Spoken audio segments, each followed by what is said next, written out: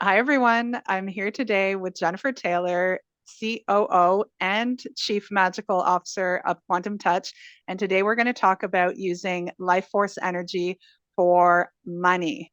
Now, often in Quantum-Touch, we talk about using life force energy for physical healing, but it can be used for a whole variety of things, pretty much any aspect of your life, including your finances.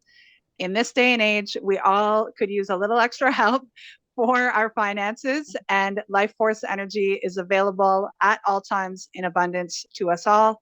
So it would be in our best interest to learn a little bit today from Jennifer how we can use life force energy for money. So, Jennifer, tell us a little bit today about how it's possible to use life force energy for things other than the body and specifically for money. So let me tell you a little bit about my journey. About 5 or 6 years ago, I was in a huge pile of debt. And I had no savings, no net worth. And I thought, well, I'm running an energy healing business. So why can't we use the same energy we use for healing to help get out of our money challenges, right? And so I thought about that and realized that, yes, you can use life force energy for money. And I managed to pay off all the debt and I managed to invest and save. And so it was really effective when I started to actually apply a lot of the principles we teach in energy healing to actually changing your money situation.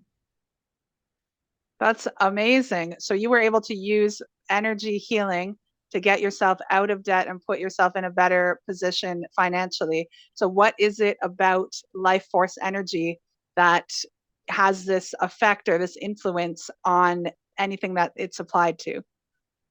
Money is just energy and it's neutral. So one of the things I think that happens a lot, and I get this a lot, is that people email me and say, well, money is evil, or if you have money, you're greedy or somehow not a good person, or to do spiritual healing or energy healing, you need to take a vow of poverty, the Gnostic gospel where you need to sacrifice your worldly goods to help others or sacrifice yourself to help others. There's a lot of beliefs wrapped up in money. And the first thing is if you can get to the point where money is neutral energetically, and you can run energy into yourself around money, and you'll see like where your beliefs are around money. If you think like wealthy people are jerks, that comes up a lot, right? Oh, wealthy people are kind of mean. Actually, wealthy people, some of them are the most generous that we ever know because they have the resources to give to other people. So it's just really looking at your beliefs and the energy you have around it. Because if you think money is evil, you're not going to attract more of it. I mean, why would you want to bring something that's quote unquote evil into your life? And so that's the first step, is to get to that point where if you're running energy into money and you're meditating on money and you feel like your body tighten up around it, like sending energy to that area to understand what is that story that's running that's preventing you from attracting money. And energy healing, often with physical healing, we use it on a body part, like our elbow. Okay, my elbow hurts. I'm going to run energy here. And a lot of times, the pain may move, or you may start to feel like emotions come up. Maybe, you hurt your elbow 20 years ago and your body's still, mad about it, or there's feelings often associated with our conditions.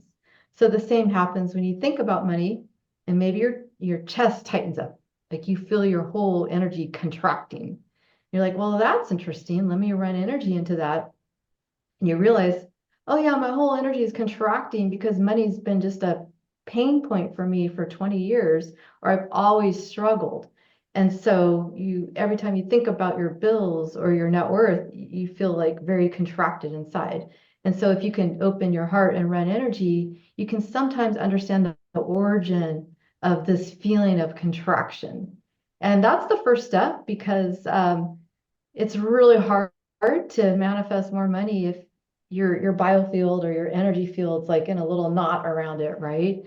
So if you can think about money and run energy into it and open the heart and realize money is just a tool, that's step number one. And that's really hard. we've been so inundated with these beliefs. I just got an email this morning from a customer who said, you all are super greedy people.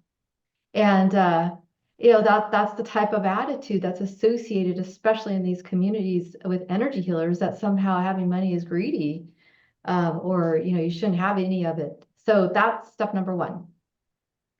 That is so Uh, interesting. That's a great point. We have a lot of preconceived ideas about money, a lot of emotions associated with money. I've had similar experiences as an energy healing practitioner where people have told me that I should offer my services for free, and that if I'm not, then it's because I am just it's a money grab, or I'm greedy, or something like that.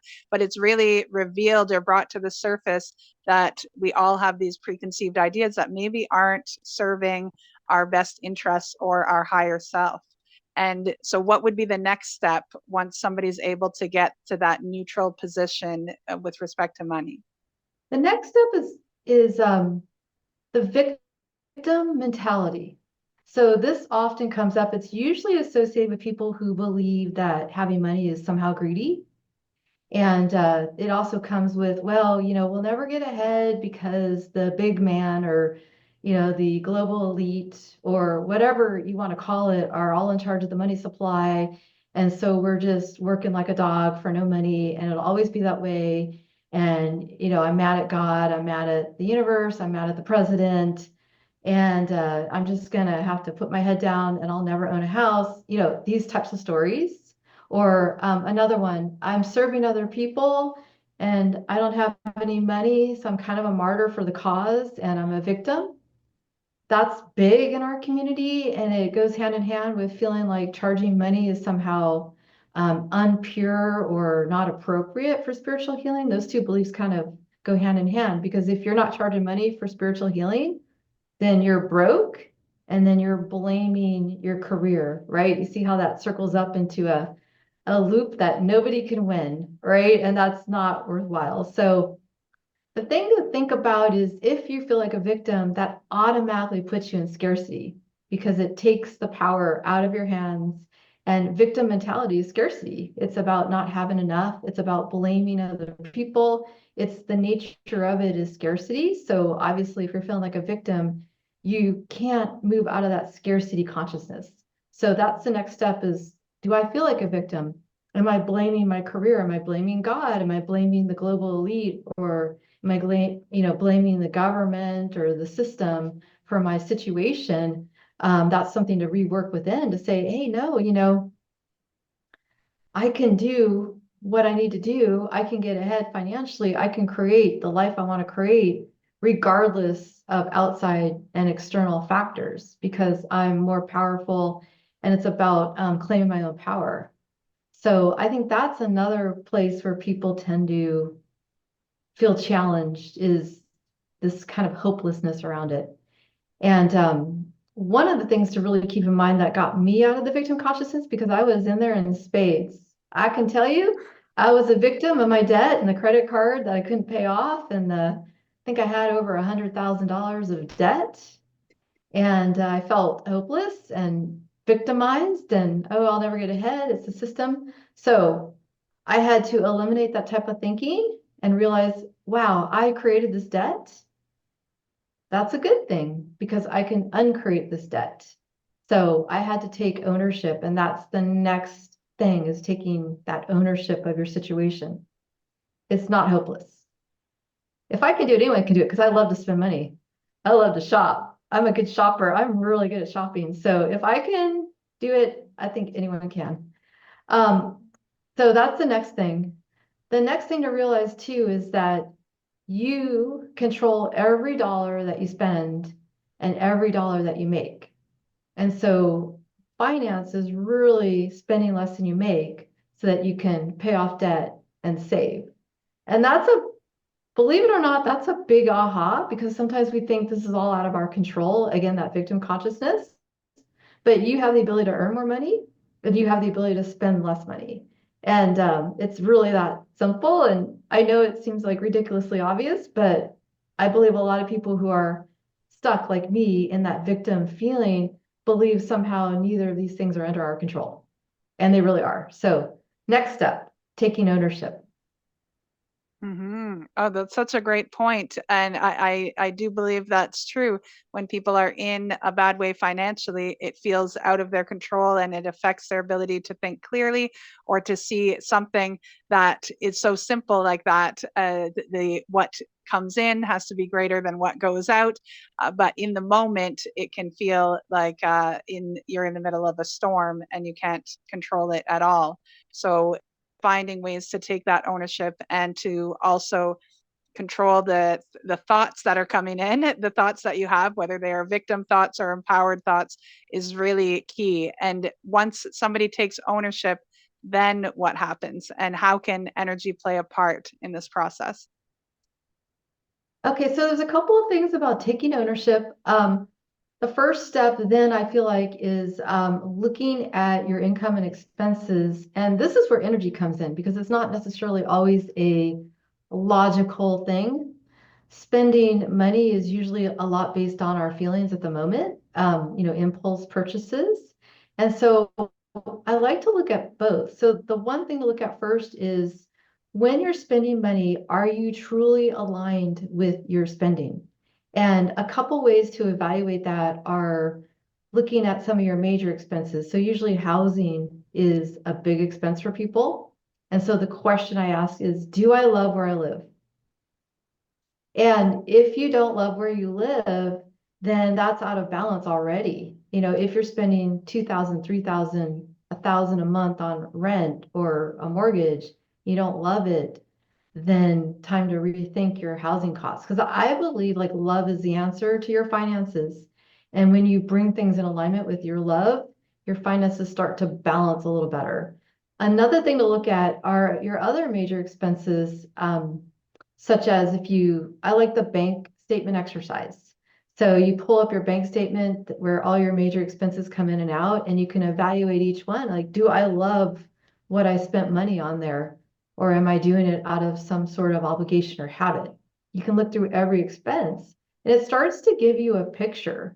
Like, for example, if you're living somewhere you don't love and then you have all these other expenses because maybe you're emotionally shopping or when you're doing things you don't love, there's other expenses that incurs, or you're emotionally eating. So you're spending a lot of money on food, or you kind of compensate emotionally for living a life that's really not aligned with what you love. So that's another thing to look at is evaluate each line item in your bank statement. Say, do I love this? Do I love that pair of shoes? Do I love where I live? Do I love everything I'm spending money on? And if the answer is no, and then you can start asking why, and you'll get that feeling like if it opens your heart, then yes, yes, that's a good expense. I'll keep that. If you feel like kind of contracted when you look at that, then time to maybe reevaluate that expense. If you don't know what it's for, like if you're spending money on stuff you don't even know what it's for, which was really part of my issue sometimes was, oh wait, what is that expense for? Oh yeah, that's a cable bill at a residence that I moved away from 4 years ago. Sometimes we catch that kind of stuff too. Wow. So I'm So sure it's going to be surprising at times when people go through their statement line by line to discover what resonates and what doesn't. There might be some things that people are surprised to discover that don't resonate. it either doesn't resonate or you don't even know what it's for.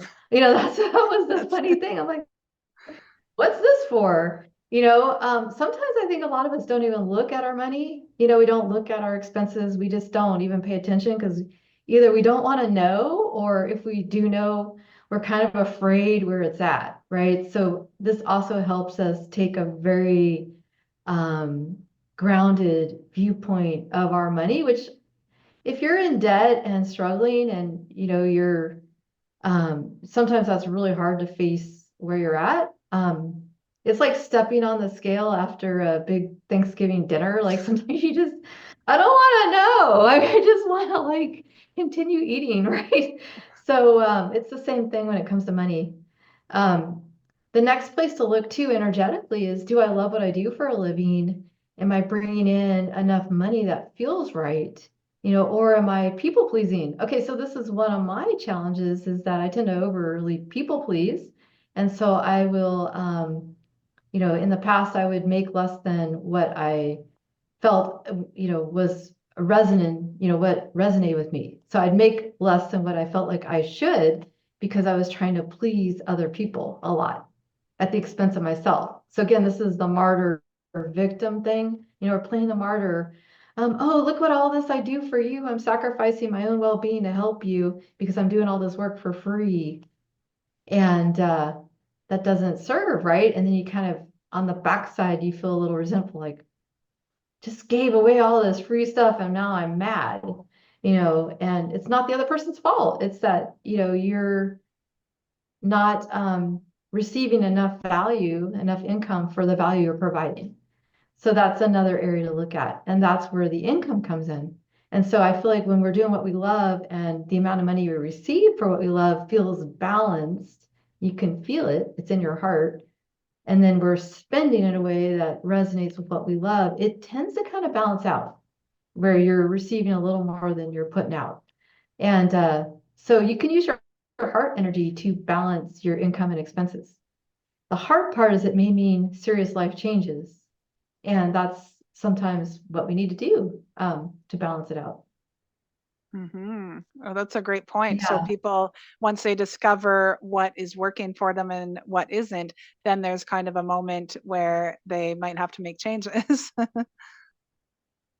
that's the hard part. I mean, maybe you don't love where you live, or maybe you're doing something that you don't love. And I believe if your heart's not into it, you're not going to make a lot of money because you're just kind of don't care. And I think the universe kind of matches that financially for you. You don't really care. You're not providing much value. You're just kind of going through the motions at work, right? You're just like, oh, whatever. I can't wait to get home and, plop down in front of the TV. Like, I think it's really draining energetically to do something that you don't love. And also, financially. So that's something else that's hard. Some of these jobs that we have, we don't love and we don't really want to change sometimes because it can be scary. And hmm that's something else to look at. Or here's another one that's really hard for people. Let's say you are doing what you love. Maybe you're doing spiritual healing. Maybe you're doing something else that you love, or maybe you even have a job that you love, um, but you're just not receiving enough income from it. That usually requires something really hard for many light workers is a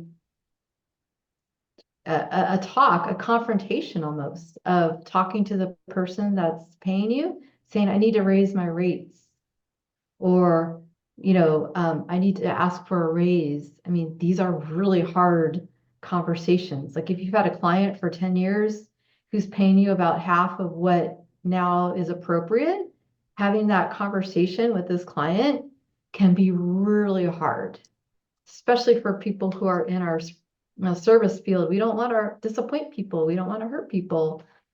But here's a reframe for that. If you have a client that's say way underpaying, you're enabling them to continue in this pattern that doesn't serve them either. So it's like a person who this is an extreme example, but let's say there's someone in your life who keeps asking you for money, and it's because they're drinking and they want to continue drinking, and they, keep asking like, I'm out of alcohol money, can you give me $20 this week? You're kind of enabling something that doesn't really help them. Or even if they're just asking for money in general, you're enabling that behavior when it can be in their highest good to actually go out and earn their own money or maybe stop drinking, right? So if it's unbalanced, like if what we're receiving is not balanced with the work that we're putting out into the universe, then we're kind of we're keeping other people in scarcity. That's a great point. And I know a lot of practitioners who have a very hard time asking the price that they should ask for their services. And is there a way that a practitioner, somebody in a spiritual healing business, could use a life force energy to resonate with the money that they should be, the costs that they should be asking for their services? Is there a way that they could help determine the right price for their work through energy, because sometimes we get stuck in our heads, and that's not usually where we find the answer in this type of work. So what would you recommend in that sense? Can we use life force energy to help with pricing in business as well? Yeah, I believe that when you run energy, you're creating an expanded biofield. So just start running energy, and then you can ask in an expanded state, not a contracted state, but in an expanded state where your heart's open, asking the universe, what should I charge for my services from an expanded state in your heart?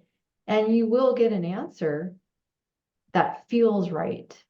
And that's very different than just this intellectual idea of what should I charge. And usually the answer might be uncomfortable because it might be a little higher than what your mind may say, but it's a balanced. I believe that the universe provides you a balanced rate. And when you go in and you follow that, I think it helps balance your money situation. Mm-hmm. And why is it that in a video that I heard you talking about this type of practice, and why is it important to feel and not think? What is it about the feeling that connects us into that expanded field? Feeling tends to connect us to higher truths, like it's the doorway into our higher self. If we think about it, our whole body, pain and illness is all about feeling. I don't feel good. Disease, I mean, this is cliche, but dis-ease is dis-ease. There's something within your energy and your higher consciousness and your expanded self and your spiritual energy that does not feel good, which means there's something out of alignment. And I think that scarcity in money just doesn't feel good. And so when we have feelings that just don't feel good, I think it's a message from our spiritual self or our higher self that's saying, take a look here. This is out of alignment with the highest good. Because really, I think everything in life tries to align us with the highest good for everyone in life. And so it's almost like we're on this path and spirit's guiding us saying, okay, go over there because that's the highest good for everyone involved, including you. And you kind of want to go this way. And spirit's like, no, look over there. There's your Mhm. path. That's the highest good. And we're kind of like, oh, I'm going this way. And then when we start veering way too off the highest good, I believe that's when things start to hurt. It's not just physical pain. It's like on a soul spiritual level, things start to hurt. And spirit's like, no, it's almost like when you take a dog for a walk and you want to guide them off the street onto the sidewalk, you're saying this is your highest good. Stay on the street, don't run into the and stay on the sidewalk, don't run into the street and hurt yourself, right? Same thing for us. So when money is a problem and it feels horrible and you feel just stuck and hopeless, spirit's saying, well, let's take a look. And there's a lot of guidance to us all the time, and we just need to follow it, and it's all around. And that's why I think feeling is kind of your way in. That's great. So the feeling, if somebody wanted to start putting some of these ideas into practice, they could start with connecting to their feelings. And if they wanted to go a step further and learn how to work with life force energy, what would you recommend? Would you recommend they start with the quantum touch level 1? Yeah, so the level one is just your basic energy healing 101. It teaches you how to cultivate life force energy.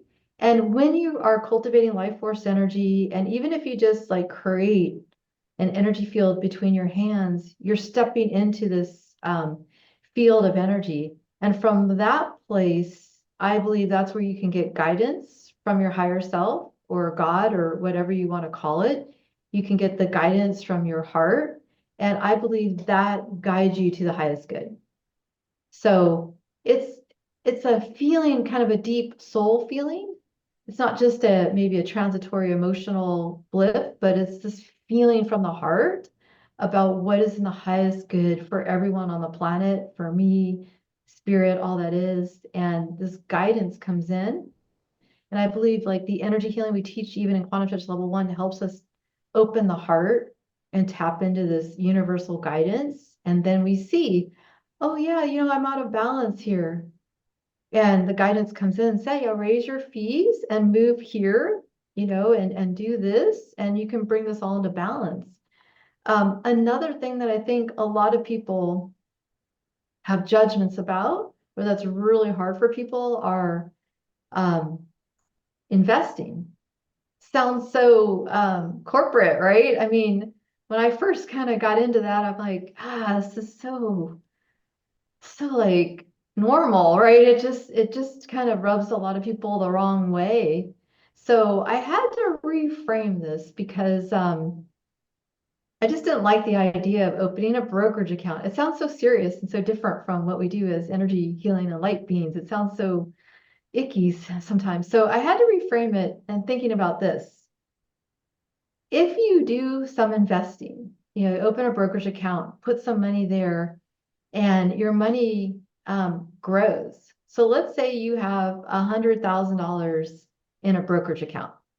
And so this is really practical now. Okay. And you have a mutual fund that follows the S&P 500, right?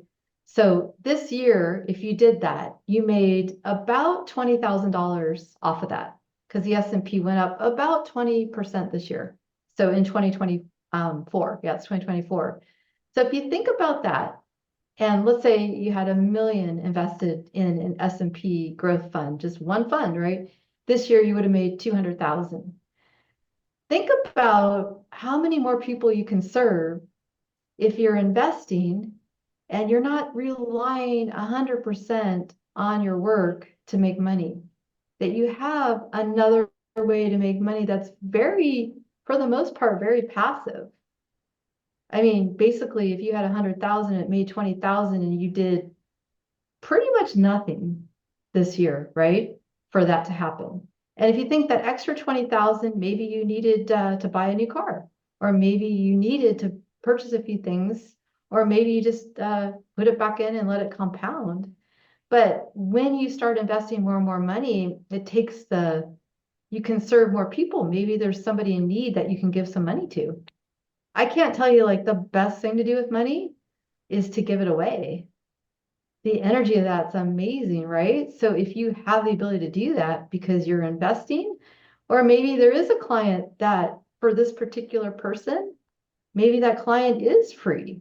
Maybe that person just needs help and you want the ability to help them.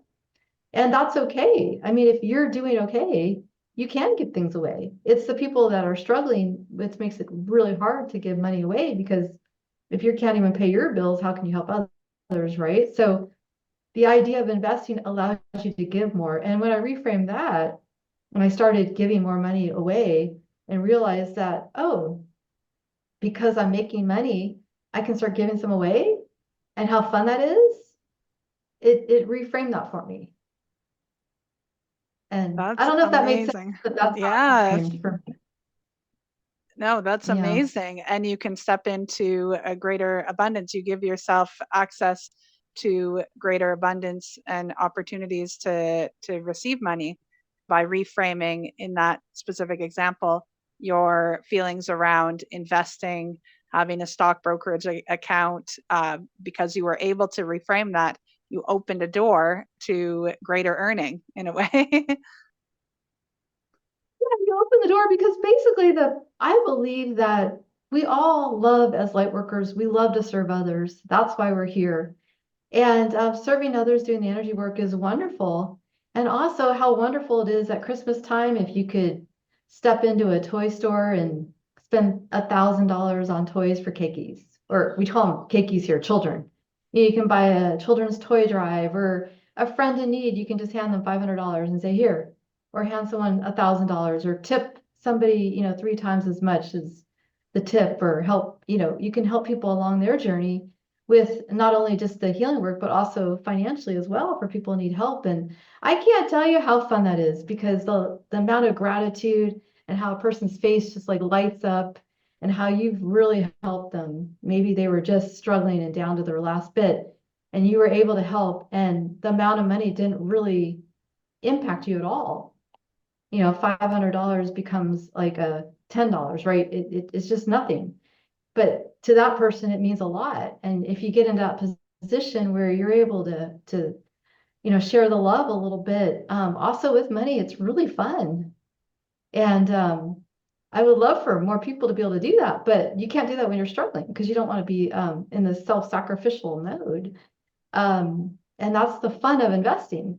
So the part about investing itself is kind of boring, but the fun is what you can do with it to help others, right? That's where it gets really fun for me. That's amazing. Thank you so much for sharing your story and for giving light to a more spiritual experience that people can have with money.